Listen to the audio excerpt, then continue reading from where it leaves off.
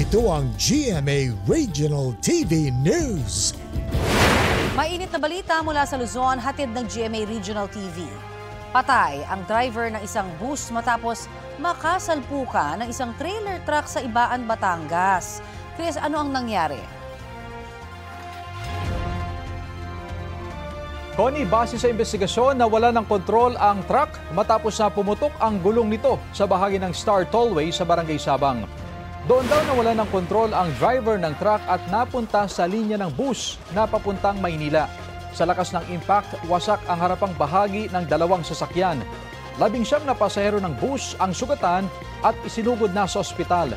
Nasawi sa ospital ang driver. Hawak na ng otoridad ang driver ng truck na wala pang pahayag ukol sa insidente. Wala pa ring pahayag ang kumpanya ng bus. Nagkaaberya naman ang ilang Christmas decoration sa munisipyo ng Subic, Zambales. Huligam na pumutok at nag-apoy ang linya ng pailaw na nasa gilid ng Municipal Hall. Agad namang naapula ang apoy. Ayon sa Bureau of Fire Protection, may loose connection ang wire sa breaker kaya ito nagliyab. Paalala ng BFP at DTI, dekalidad na Christmas lights lang ang gamitin.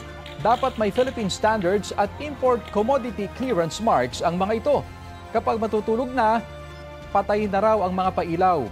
Kung maulan naman ang mga dekorasyon, obserbahan kung magkakaproblema.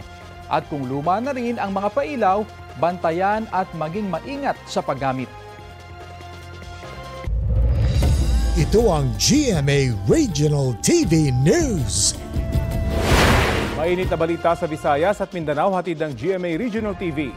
Nabangga ng isang motorsiklo ang isa pang motor sa Barotac Viejo, Iloilo. Cecil, kumusta yung mga sakay ng mga motorsiklo? Rafi, dead on arrival sa ospital ang parehong rider. Kagawad ng Barangay Bayang ang isa sa mga rider.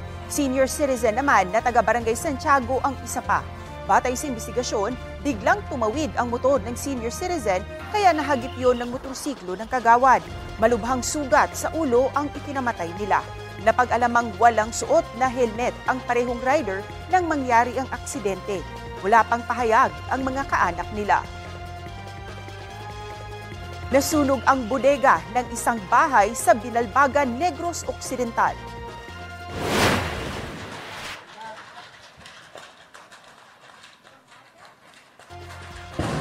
Maririnig ang sunod-sunod na putok mula sa bahay na yan sa Barangay Canmoros. Kasabay niyan ang nagngangalit na apoy.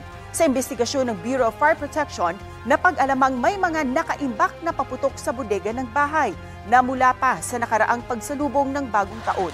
Iniimbestigahan pa ang sanhi ng pagsindi ng mga paputok. Ayon sa BFP, mahigit 200,000 piso ang iniwang danyos ng sunog. Sa Lapu-Lapu City naman, dito sa Cebu, nasunog ang isang yate. Lumalabas sa investigasyon ng City Fire District na sa baterya ng yate nagsimula ang apoy. Napag-alaman ding dati itong nakaangkla sa Marigondon Wharf pero napadpad sa dagat sa kasagsagan ng Bagyong Verbena. Hindi pa nakuhanan ng pahayag ang may-ari ng yate. 900,000 piso ang tinatayang halaga ng pinsala ng sunog. Wala namang nasaktan sa insidente. Ito ang GMA Regional TV News. Namatay ang ilang tupa sa General Santos City matapos mahawanan umano ng isang tupang nagpositibo sa rabies. Nakatali sa punong yan ang tupang tila agresibo. Isa yan sa mga pinaniniwalaang nahawa sa isang tupa na nagpositibo sa rabies noong November 26. Yun daw ang unang kaso ng rabies sa tupa roon ayon sa Regional Animal Disease Diagnostic Laboratory Region 12. Ayon sa City Veterinarian, posibleng nakagat ng isang stray dog o asong gala ang tupang nagka-rabies. Kumuha na ng blood samples ang mga taga-City Veterinary Office mula sa mga tupang may sintomas ng rabies para suriin sa laboratorio. Nagsagawa na rin doon ng anti-rabies vaccination pati disinfection. Sa ngayon, 25 kaso na ng animal rabies ang naitala sa lungsod, kabilang ang kaso ng tupa.